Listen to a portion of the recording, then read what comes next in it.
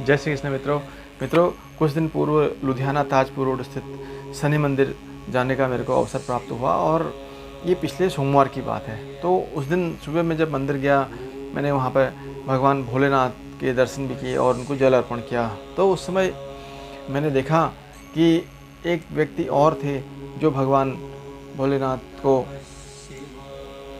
जल अर्पण कर रहे थे और मैंने देखा उनको कि वहाँ पर जो एक विशाल शिवलिंग है उसके ऊपर उन्होंने पहले क्या किया, बेलपत्र चढ़ाई, पुष्प चढ़ाए और उसके बाद उन्होंने उस पर जल चढ़ाया।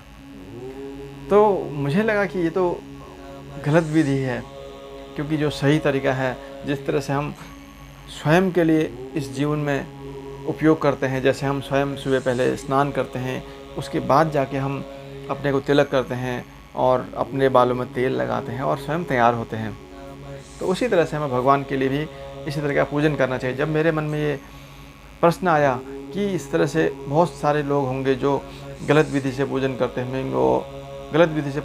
होंगे और उनको उस पूजन का सही लाभ भी नहीं मिल पाता होगा, तो उसके बाद मैंने स्वामी आशुतोष पांडे जी हैं, रांची के एक ज्योतिष हैं और विद्वान व्यक्ति हैं, उनसे मैंने संपर्क किया। तो उनसे इस बारे में मैंने जानकारी ली, उनसे पूछा कि भगवान भोलेनाथ का जो संक्षिप्त पूजन है वो किस तरह से होता है। तो उन्होंने मेरे को बताया कि सर्वप्रथम हम भगवान भोलेनाथ को जल चढ़ाएं, उसके बाद अगर हमने दूध चढ़ाना है उसके बाद दूध चढ़ाएं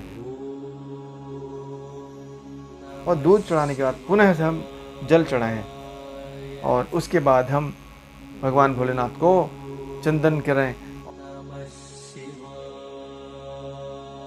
और चंदन करने के बाद हम उन पर बेलपत्र चढ़ाएं और पुष्प चढ़ाएं।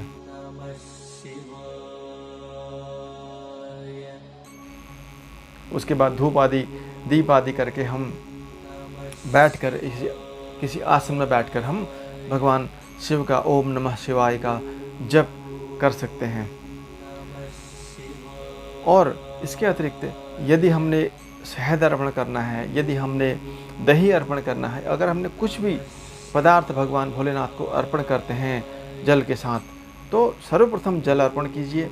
उसके बाद अगर हमने दही अर्पण करना दही कीजिए, अगर हमने शहद अर्पण करना शहद कीजिए और उसके बाद पुनः जल अर्पण करना चाहिए।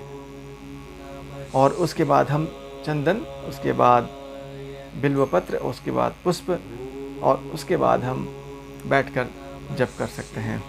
तो यहाँ पर बिल्वपत्र के बारे में एक और विशेष बात आपको बताऊंगा।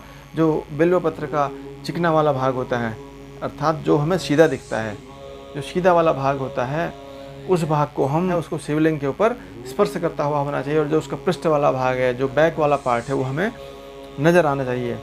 और इस वीडियो को बनाने का यही उद्देश्य है कि हमारे सनातनी लोग सही विधि से पूजन कर पाएँ। अगर संक्षिप्त पूजन भी करते हैं तो सही विधि से करें, ताकि उनको उस पूजन का पूरा लाभ मिल सके और भगवान भोलेनाथ की उन पर कृपा खूब बरसे। अगर आपको ये वीडियो पसंद आया तो इस वीडियो को अधिक से अधिक सनातनी भाइयों को शेयर करें, ताकि सभी लोग सही से पूजन कर पाएँ। और इस वीडियो को लाइक कीजिए, शेयर कीजिए और इस सनातन फैक्ट चैनल को सब्सक्राइब कीजिए। जय श्री कृष्ण।